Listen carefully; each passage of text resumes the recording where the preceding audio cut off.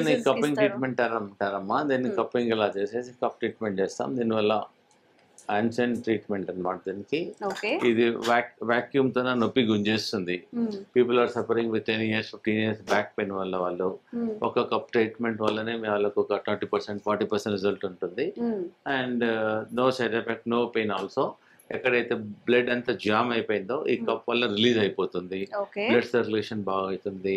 Back pain తగ్గుతుంది, cervical problem తగ్గుతుంది, cough muscle pain తగ్గుతుంది. డిఫరెంట్ ప్లేసెస్లో పెడతాం మేము. ఎక్కడ కావాలి ఎక్కడ పెయిన్ ఉంటే అక్కడ పెడతాం. సో చాలా ఎఫెక్టివ్గా ఉంటుంది. దీనివల్ల సైడ్ ఎఫెక్ట్ ఉండదు. దీని రిజల్ట్స్ కూడా మనకి ఇమ్మీడియట్గా తెలిసిపోతుంది.